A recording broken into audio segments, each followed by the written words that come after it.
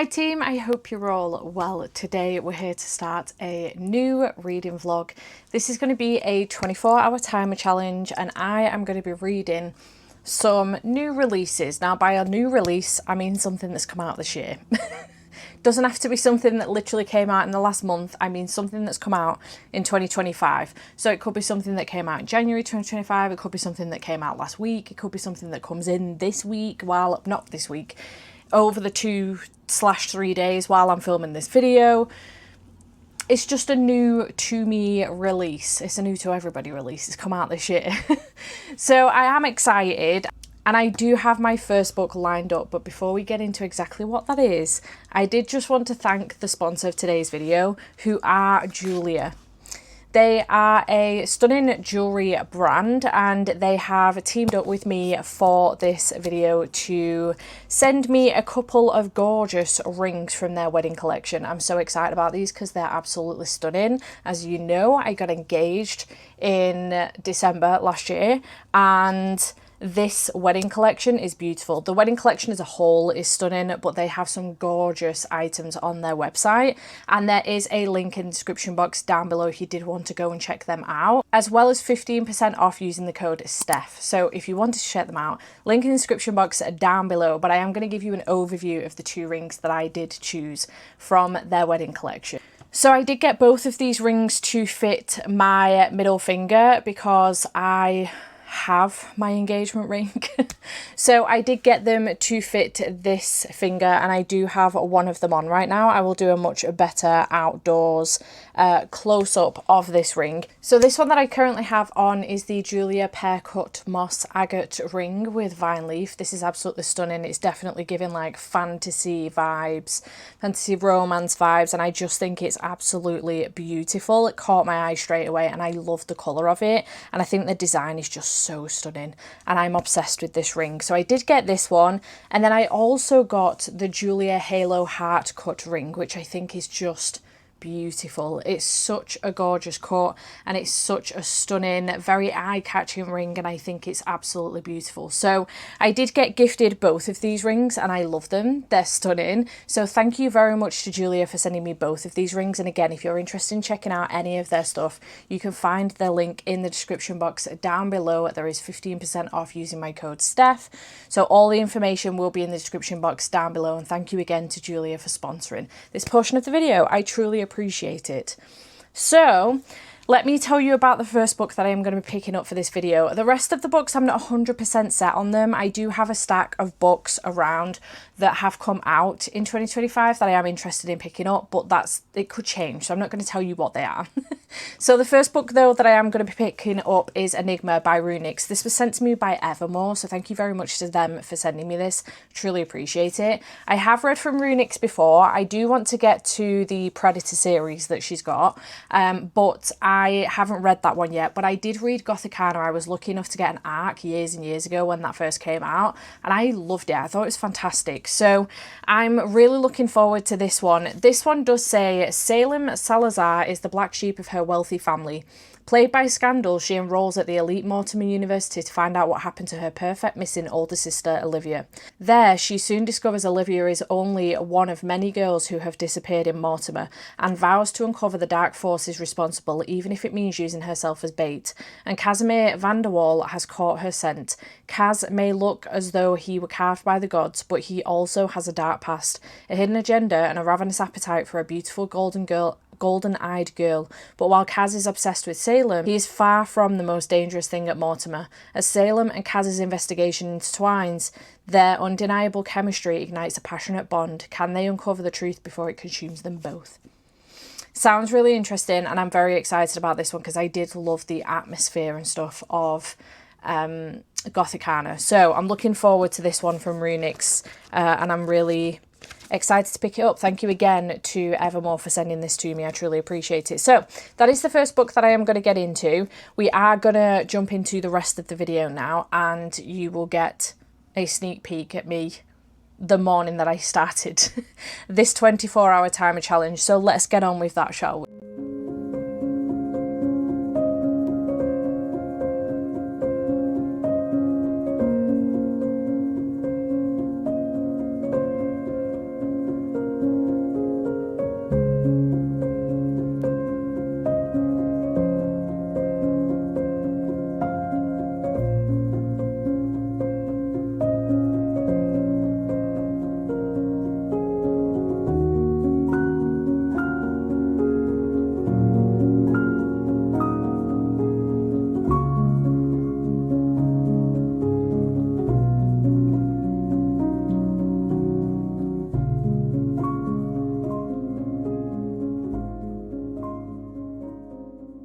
Good morning. Excuse the state of me. It is 7 a.m. and I have been up since 5:30. I have been reading since about 5:45, and I currently have 22 hours and 45 minutes left. So an hour and 15 minutes I've been reading for, and I've made it to page 105 of Enigma by Runix so far.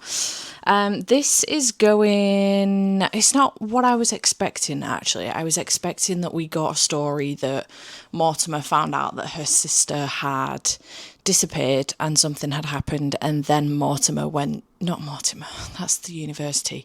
Salem found out that her sister had disappeared, Olivia, and then went to Mortimer to find out what happened. That's not the case. So what we have instead is a situation in which something happened to Olivia either the year prior or 2 years prior. I'm not 100% certain. And Mortimer is at... No, Salem struggles. Salem is at Mortimer University now.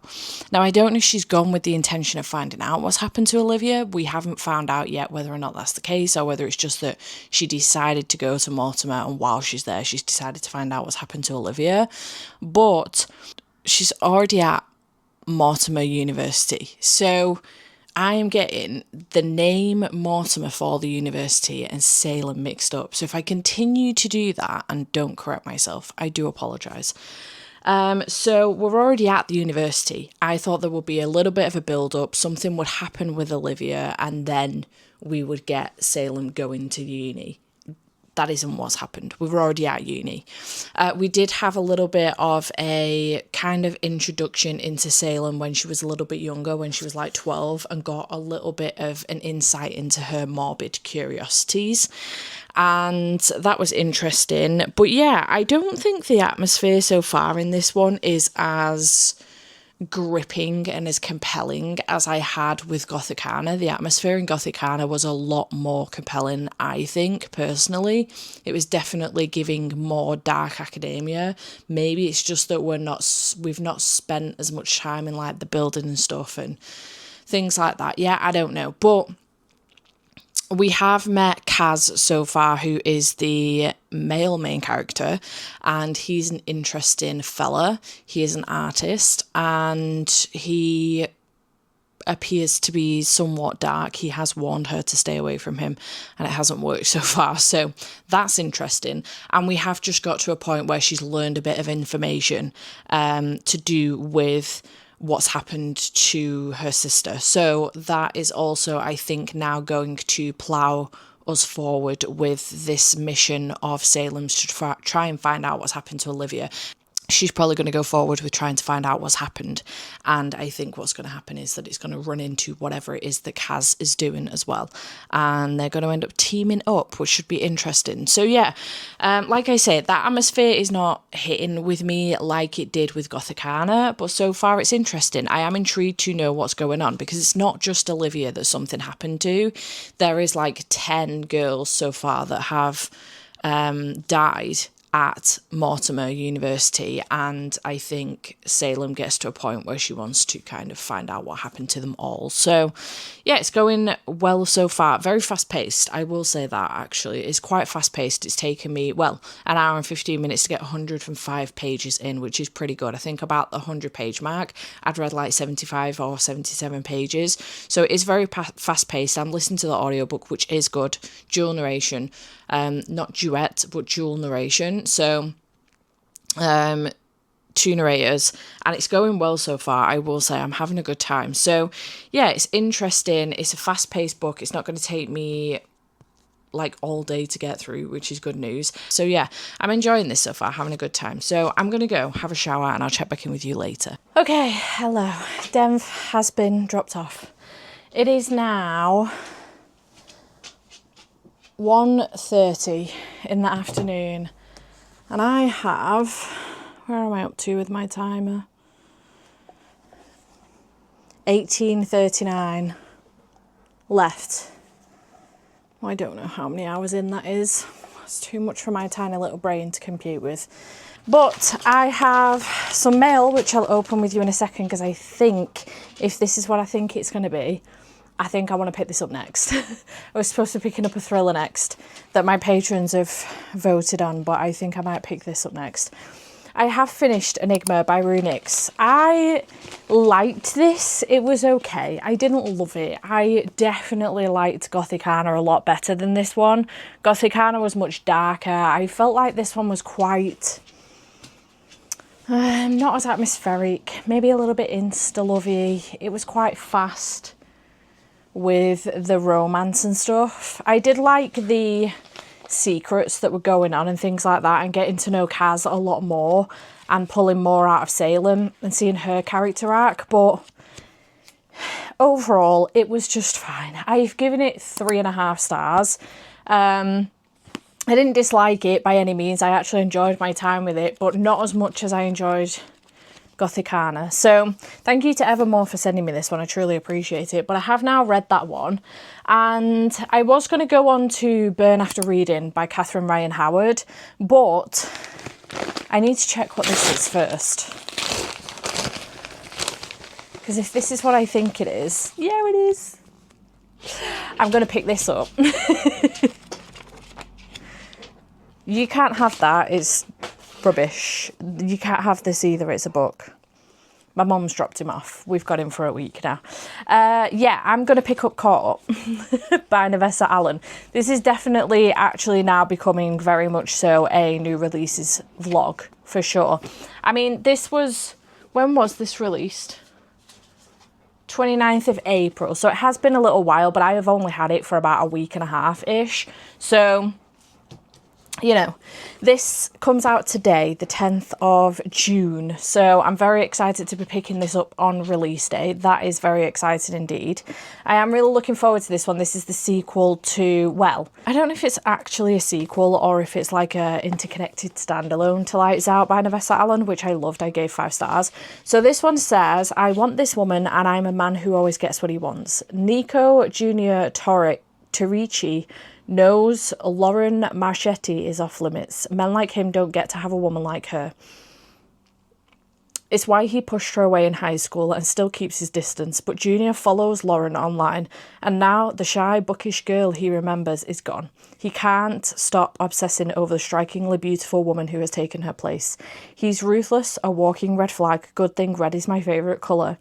Lauren Lowe Marchetti knows Junior is dangerous. He broke her heart once and she won't let him do it again.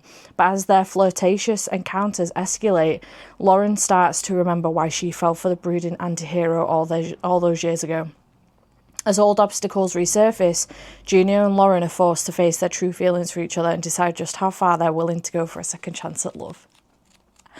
I'm so excited. If it wasn't for the fact that this came in today, like literally as I'm about to pick up another book, I probably would save this now that I've made my way through the Ruinous Love trilogy. And these types of books are not easy to come by. Like, you know, the rom-com, the dark rom-com. That's what I want, a dark rom-com. I would probably save it. However, it's here now and I want to pick it up. So I'm very excited. I'm going to go into this one. And I am stoked. Let's go. The audiobook is Teddy Hamilton. Today just got even better.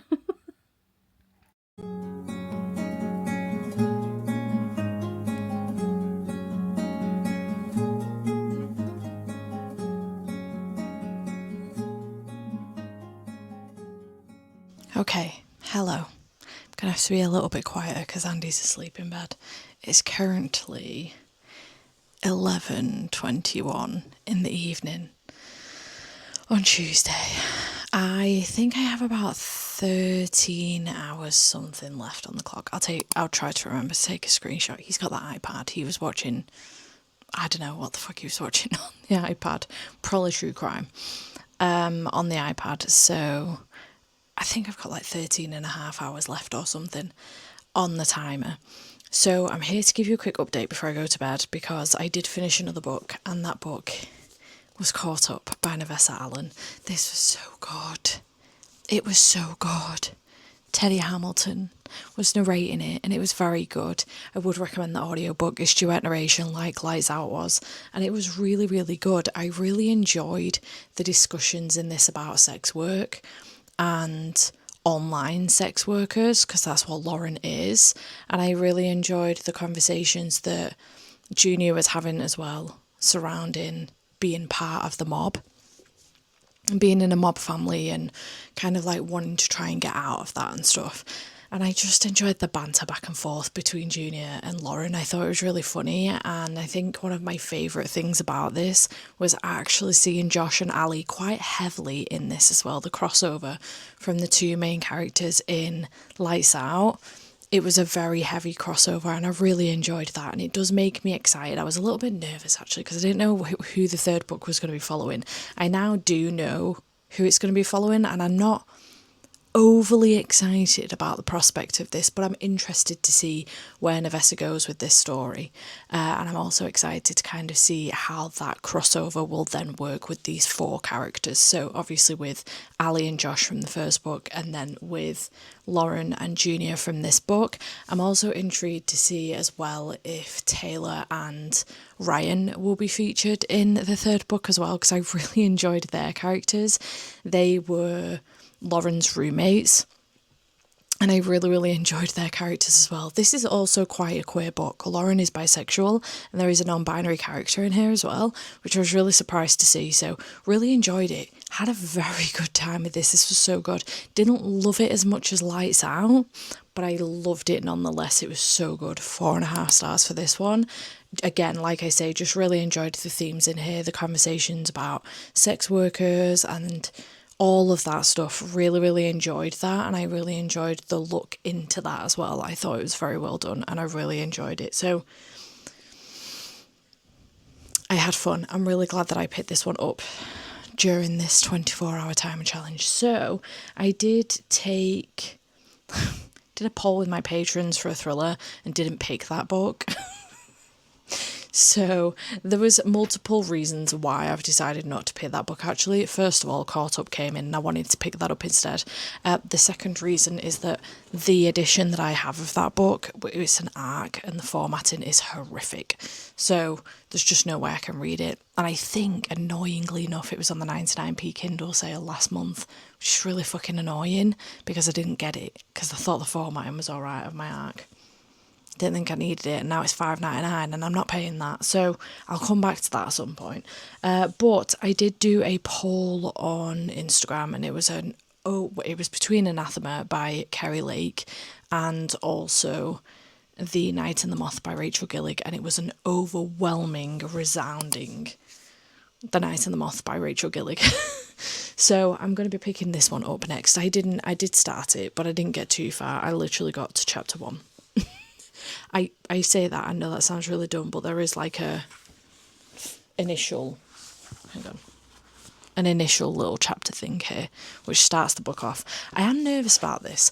I loved the One Dark Window series. I can't remember, Shepherd something or other series. Loved that. Really enjoyed it. And I've ordered the new Waterstone special editions that are coming out later on this year, because the Fairy Loot ones are just a little bit too plain for my liking. I may cancel the Waterstones ones, we'll see, because they're like £30 each, they're not cheap, and I already have them, so I don't need them, but I did enjoy them. We'll see. Anyway, my point is, I'm a little bit nervous about this one because I am concerned that the writing could be a little bit more lyrical, a bit more flowery in this one. So it does make me a little bit anxious, but we'll see how it goes. But I'm really looking forward to this. I'm just really hoping that my maybe slight romanticy slump doesn't cause me a problem with this one, because Sarah from Wicked Reading did directly recommend to me the other day that I pick up Anathema if I'm struggling with romanticy, because she said that she was feeling a slump as well. She picked Anathema up. All cured.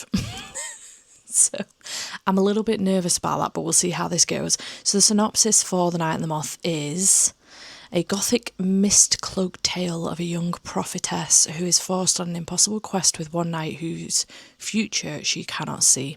Sybil Delling has spent 9 years dreaming of having no dreams at all, like the other foundling girls who traded a decade of service for a human. In a great cathedral, Sybil is a diviner. In her dreams, she receives visions from 6 unearthly figures known as omens. From them, she can predict terrible things before they occur, and lords and common folk alike travel across the kingdom of Trauman's windswept moors to learn their future by her dreams. Just as she and her sister diviners near the end of their service, a mysterious knight arrives at the cathedral. Rude, heretical and devilishly handsome, the knight Roderick has no respect for Sybil's visions, but when Sybil's fellow diviners begin to vanquish one by one, she has no choice but to seek his help in finding them. For the world outside the cathedral's cloister is wrought with peril. Only the gods have the answer she is seeking, and as much as she'd rather avoid Roderick's dark eyes and sharp tongue, only a heretic can defeat a god. I have no idea what any of that means. I am excited. I'm nervous. I'm anxious. I'm nervous. Dreamy prose. Characters so vibrant they breathe on page, a romance that smoulders in a spellbinding world to get lost in. I'm excited about the rest of that, just not the dreamy prose. That makes me nervous. Anywho, I'm intrigued, I'm excited. I really hope I love this. I'm going to be absolutely devastated if I don't, but I'm really hoping I love it because I have 2 copies.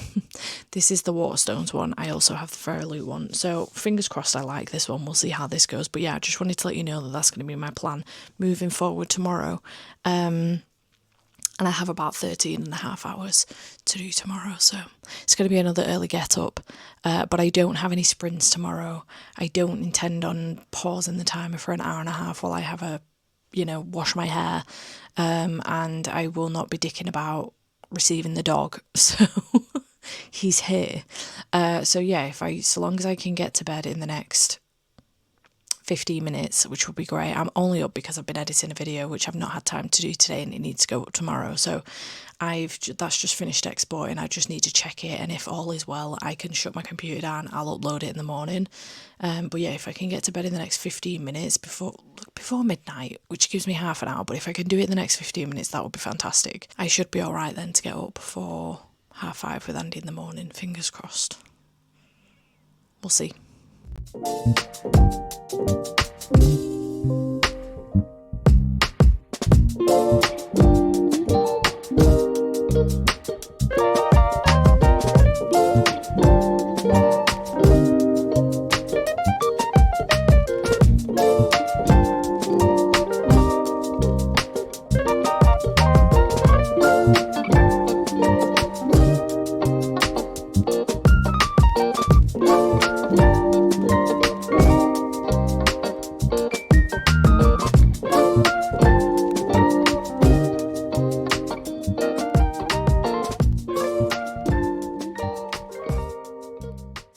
Hello, good morning. It is currently 8:15 and I have 11 hours, 37 minutes left on the clock.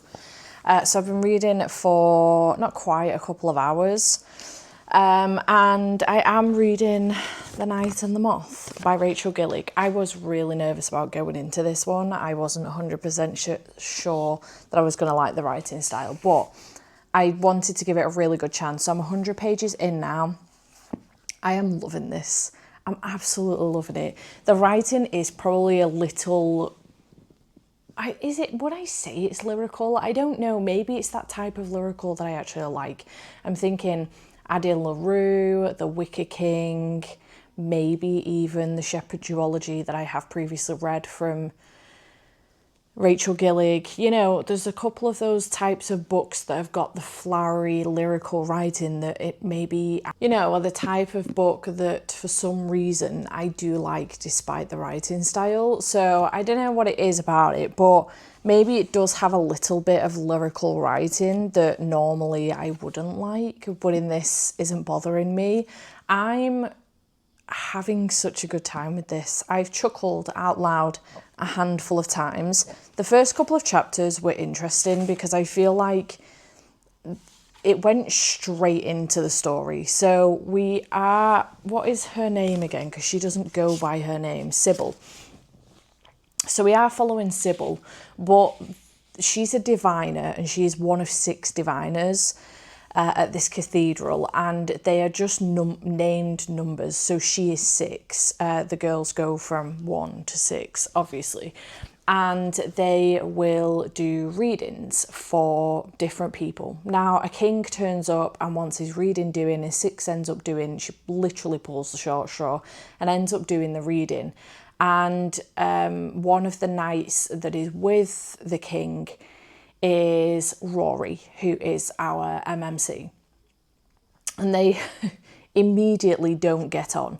They immediately don't have a good interaction. But some stuff happens in which she asks Rory for his assistance with taking the diviners out and allowing them to have a little bit of fun and have a little bit of a life just for one night.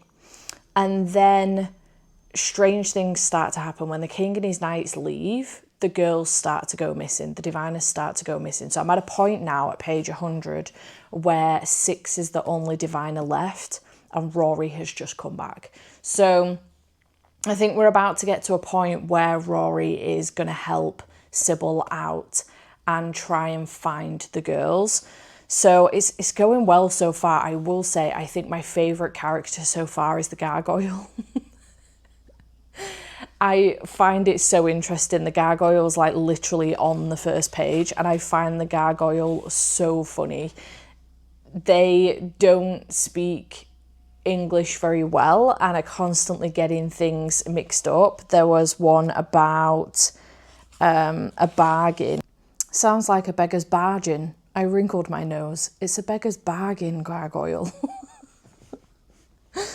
He's just so funny, and it's just little things like that that I think are really, really hilarious. And he calls everyone Bartholomew, but so far, obviously, because we're following from Sybil's POV, it's Sybil that we've got called Bartholomew. So she goes by Bartholomew or 6 so far, and not Sybil. They all have these do they call them shroud around their eyes as well? It's a piece of fabric, I think, to hide their eyes. So they haven't seen themselves in a really long time. I think it's been about 10 years for Sybil that she hasn't seen herself.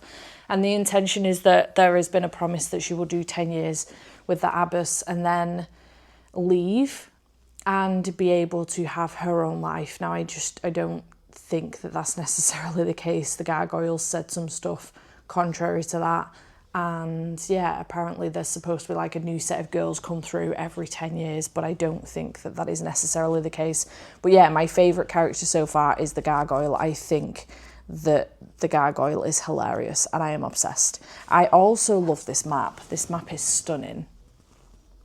It's just such a beautiful book and such a brilliant story so far. So yeah, super interested. We've been building up so far. The girls have been going missing one by one, and we're at a point now where Rory has just come back, and I think he might be about to help Sybil try and find the girls. So having a very good time so far. I just wanted to come on and give you an update 100 pages in, let you know my full thoughts on it so far, and let you know how I'm getting on and how long I've got left on my timer. So I have 4 hours and 16 minutes left on this audiobook, which is going to get me to around 7 hours and 15 minutes left. I think I've got 11 hours 30 left on the timer. So around 7 hours 15 minutes left, I think. So I'm not sure what I'll pick up after. We'll have to have a look. But I do need to get a shufti on because it is 20 past 8 now. So I need to get a shufti on and get through this, and then I can move on to something else. Having a very good time though. This was definitely a good pick. I was so nervous. I know that I'm probably going to love Anathema, so I was really looking forward to that one, but it is a much longer book. That would have taken me the whole day, I think. So I am kind of grateful, to be fair, that this one has been picked, and it is a more recent release as well. Also, it gets a subscription box book off of my TBR without doing Keep It or Ute It, which is exciting. So love that for me, because I do have the Waterstones edition and the Feralute edition. So I love that for me. That's great. So yeah, I'm going to continue on with this. I actually do need to feed the floofy one as well, because I haven't fed him yet, because I've been up since 5:30, but it's just too early for him to have his breakfast. It's probably still a bit too early for him. My parents don't get up till later normally, so, but I'm going to give him some food, I think. He's just been very sleepy. He's turned 9 and become a super old man overnight. It was his birthday on the 31st of May, so yeah, he's turned 9 and become very sleepy overnight. Haven't you, Bear? All he's doing is sleeping at the moment. So I'm going to go and feed the fluffy one, and then I'm going to continue on with this and get this finished, and I'll probably be back later on to give you an update on this.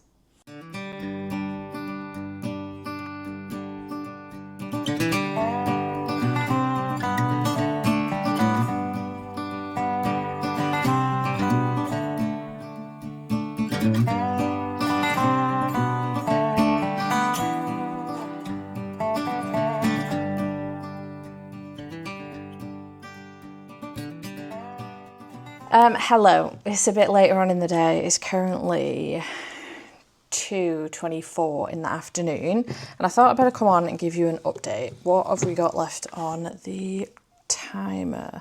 6 hours, 41 minutes. I've just been having this going on continuously. I think I told you about that yesterday. But I have finished The Night and the Moth by Rachel Gillig. I truly had bent this book. The Night and the Moth by Rachel Gillig. This was so good. That ending, I was wondering how this was going to be a sequel. And then the last two chapters happened, the last chapter happened. And I was like, oh, that's how. I really enjoyed this. I really enjoyed the writing style. I loved the characters, the side ones and the main ones. I loved the gargoyle. He is the sweetest being on the planet, and the reveals that happened towards the end as well. Some of them had me a little bit emotional. Some of them had me absolutely shooketh, especially that last chapter.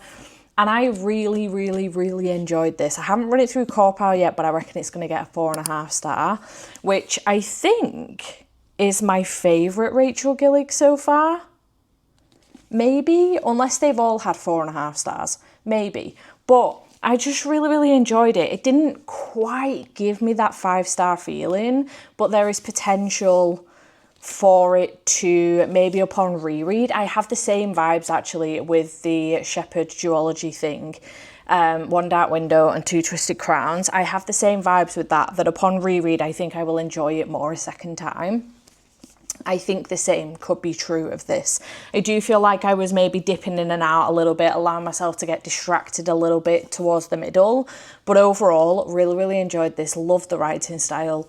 Loved the characters and the atmosphere and where this went and the direction it went in. I'm very excited for the next one. I don't know if this is going to be a duology or not, but I'm very excited for this to continue and to get a second one of these at least. So really enjoyed it. I reckon 4.5 stars. Once I've run it through Core Pile, I will make sure that the right rating is on screen.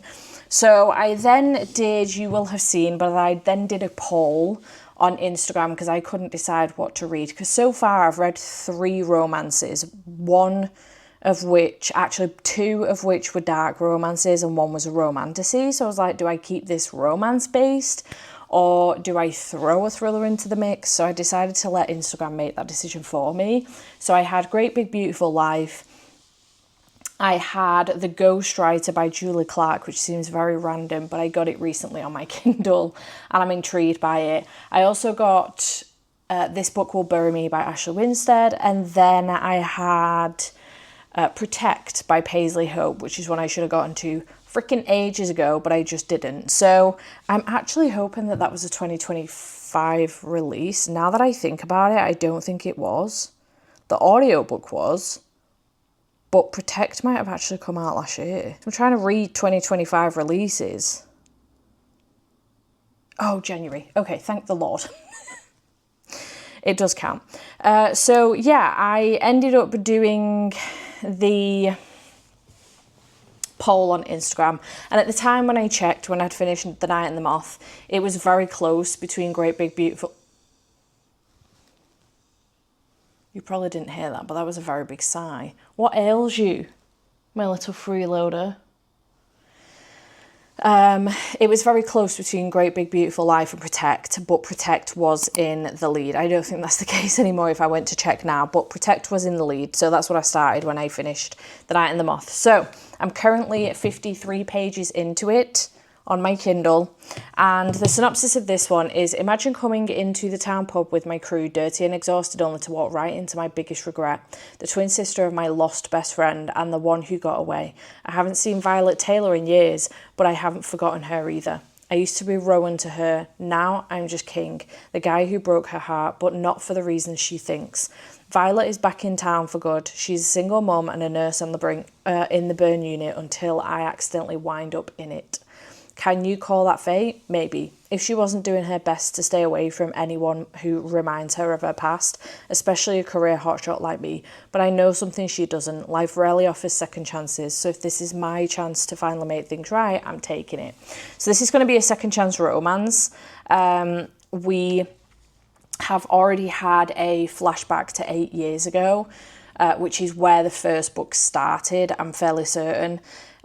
So we've had a flashback to 8 years ago at a funeral, and then we're in present day, and it looks like we're about to get another flashback to Violet at age 18, which is where this mistake may come in between Rowan and Violet now, and therefore what broke her heart. And then obviously around the same time of about 8 years ago is when her brother died as well, who was also a Skyridge hotshot. So whenever she sees the Skyridge hotshots, she tries to avoid them like the plague if she can, because it just brings back too many memories for her and it hurts too much. So not only is she staying away from them for that reason, but also she's staying away from Rowan because of what had happened in the past with them. So he's like determined now to try and make things better and to try and get a second chance with her. So I'm intrigued to see where this goes. I do have the audiobook. It is duet narration, which is great. Love me a duet narration audiobook.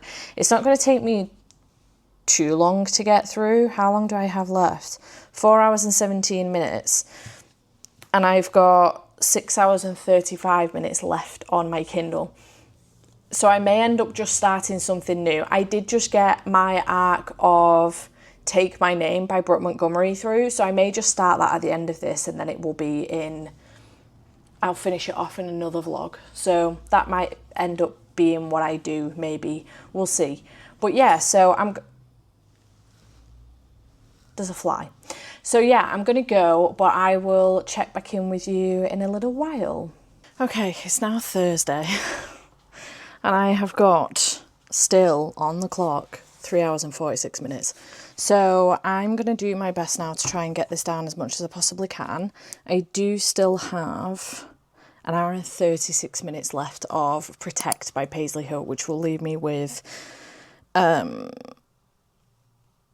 hours, 10 minutes left on the clock, if my math is correct. I don't know what I'm going to do with that last 2 hours and 10 minutes. I want to try and get this wrapped up this evening, but it is already 10 to 8. So I don't know if I've got a couple of manga that have come out this year. Cat Gamer Volume 7, I think, came out this year, but I'm not sure if I've got anything else that I'm up to date with. So yeah, I don't know if we will continue on for those last 2 hours and read something else, or if I might start something else that I won't get finished in this vlog. I don't know then when I will finish it though, because I'm currently filming like multiple different vlogs in the background of this, so I'm not like moving straight into then another weekly vlog, so I don't know when I will then get that finished. So I don't know if that would just be annoying to do that, maybe. I don't know. I'll have a look-see. I'll have a think while I'm finishing this off, but not Shield of Sparrow. While I'm finishing this off, let's try it that way around. I'll have a look-see, see if I can come up with something, or I'll just leave the last 2 hours and this will end up being a 22-hour time challenge over 3 days. Hello. So yeah, I'm just going to do that. This morning I went to get my nails done. That's upside down. I thought they were quite fun, funky, fresh. I don't wear a lot of colour in my day-to-day life, so my nails are always something that I can get a little bit fun with. So yeah, I did that. Then I went to my brother's to go and see them for a little bit, waited at theirs till Thomas finished school, and then I came home. We've had some tea quite early because Andy was starving, so we've had tea quite early, and now I'm just wanting to finish this timer challenge off. He's downstairs watching like the latest Bad Boys movie for like the third or fourth time. So I'm just going to try and get this finished and get some more time down on this timer, and then I'll decide what to do. So I will be back to update you. Okay, hello. I'm here to wrap this reading vlog up. We are finishing with still 30 minutes left on the timer, but that's better than I actually anticipated it was going to be. I ended up managing to find a couple of novellas to read last night, actually, after I finished Protect by Paisley Hope. So let's very quickly go through what it was that I read in this video. I will give you a full wrap up on Protect and then the other 3 novellas that I did end up reading. I did manage to get through 7 books in this video. 1, 2, 3, 4, 5, 6, 7. 7. 3 of which were novellas. So, you know, they weren't large. I will explain myself in a second. So the first thing that I did read was Enigma by Rue Nix. I ended up giving this one 3.5 stars. I liked it. I thought it was good. I had a good time with it, and I enjoyed the story itself. However, what I will say is that the atmosphere just wasn't there for me. It wasn't giving the same vibes as Gothicana was. I think Gothicana was a lot more darker, and I was expecting this to kind of be of that level. Unfortunately, it wasn't. But overall, I enjoyed it, and thank you again to Evermore for sending me this. I truly appreciate it.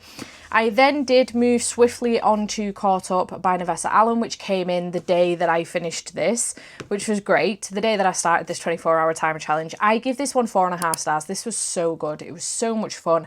I had a very good time with it, like I did with Lights Out. I didn't love it as much as Lights Out, but what I did really enjoy about this one was that we did get to see Ali and Josh in this. There was quite a lot of crossover actually with Ali and Josh, more than I was expecting there to be in this one. So I really enjoyed that, and it does make me very excited for book 3 to see how the crossover then happens with Ali, Josh, and also Junior and Lauren. So I'm interested to see how that crossover happens, but I did really enjoy this one, gave it 4.5 stars.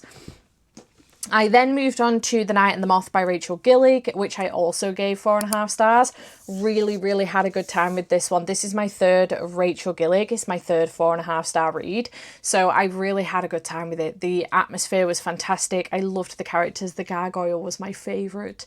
I just adored him. And I'm so excited to continue on with this series because that final chapter really left us with some questions and with quite the cliffhanger. So I had a thoroughly good time with this, and I'm so glad that I made the decision to pick this up because I was umming and ahhing between this and a bunch of other books. So I'm really glad that I did make the decision to pick this one up. I had a very good time.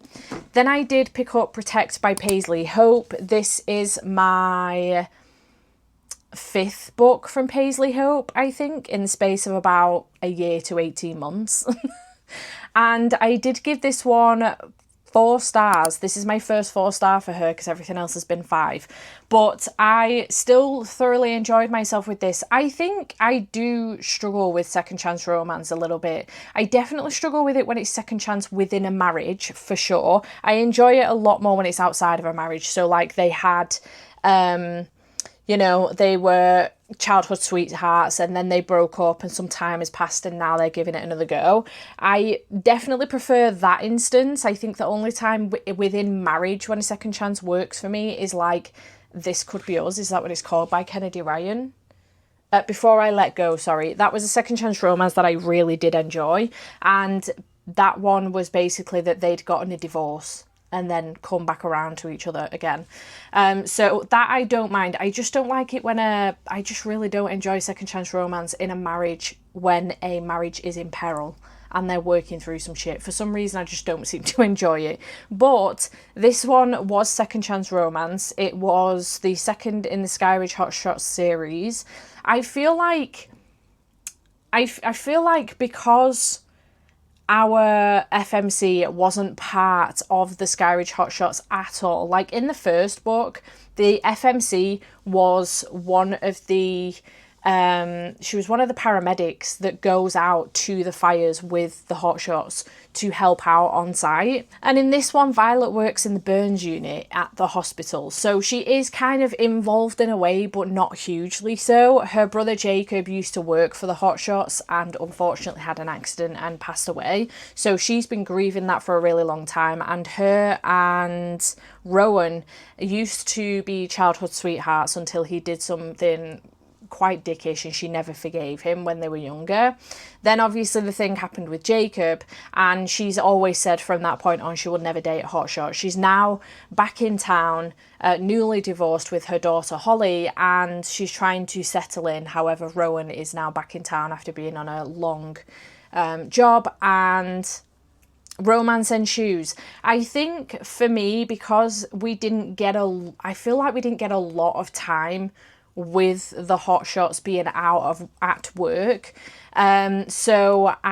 whereas with book one we did, and I really appreciated that because it was kind of nice to see it a little bit. I'm wondering if we'll get that with the third one, but I don't think we will. I'm fairly certain I know who the third one is following, and I am excited about that one actually. But this one, I still enjoyed it. I thought it was very, very good. I just didn't love it as much as the first one, but I still really had a good time with it. So I did give that one 4 stars.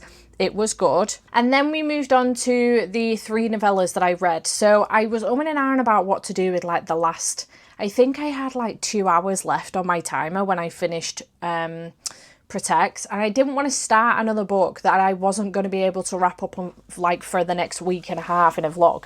So because I'm filming a couple of other different videos that are coming up first. So I made the decision to actually go back to some novellas that I'd already started the series of, the Shivers collection, that I'm reading for the Our Fantasy Bingo. So I made the decision to go back and finish those, the last 3 up that I had left to read. So I've now been able to tick that off as well. And they did come out this year. So I was on to book 3, which was The Blanks by Grady Hendrix. I have read previously from Grady Hendrix and enjoyed books. So this one I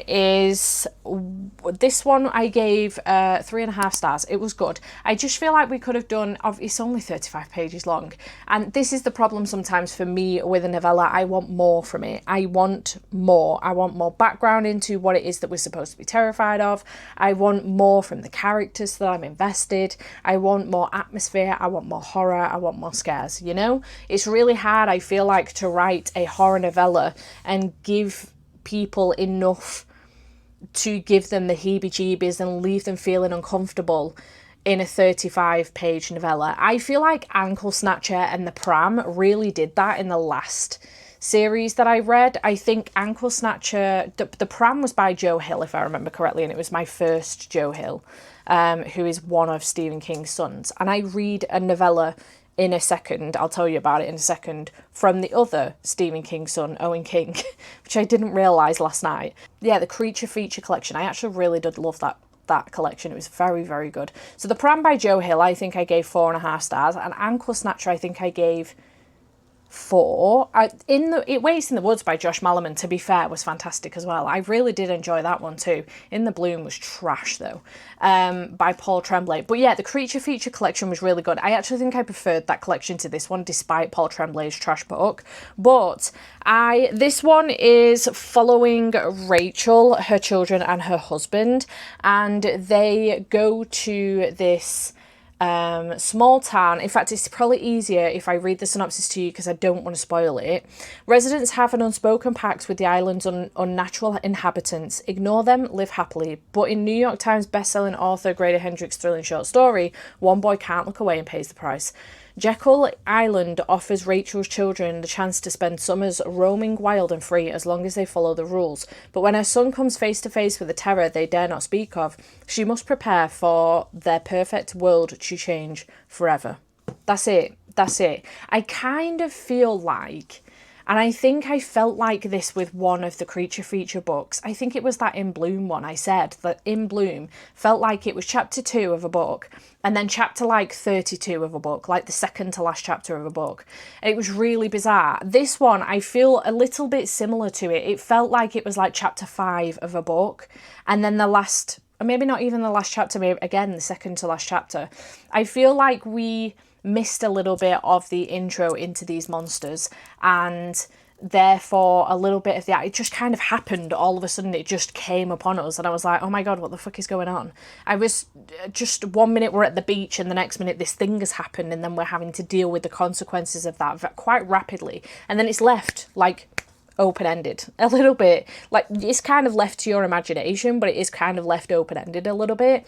I don't know, I gave it 3.5 stars. It was still good, I didn't hate it, I enjoyed the writing style, and I gave it 3.5 stars on the basis that if this became a bigger novella, like 200 pages or something, or even a full novel, I would read it. I gave it that rating based on that. So I did enjoy this one. I thought it was good, but didn't love it. I've read better horror novellas. Speaking of, next was Night and Day in Misery by Catriona Ward. I always want to say Katrina Ward, and that's not correct. It's Catriona Ward. I've read one other book from Catriona Ward. I've got 1 or 2 more on my shelves. I did read, what was that story that she did that I... Last House on Needless Street, which I gave 5 stars the second time I read it. I DNF'd it the first time. It was fantastic the second time I read it. So this one is only 34 pages. I'll read you the synopsis of it because, again, I don't want to spoil it. But the synopsis of this one is, in the gloom of her hotel, a mother readies to rejoin her past.